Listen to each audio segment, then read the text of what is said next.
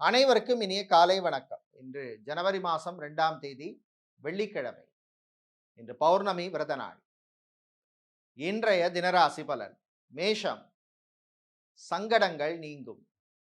ரிஷபம், உற்சாகமான நாள்.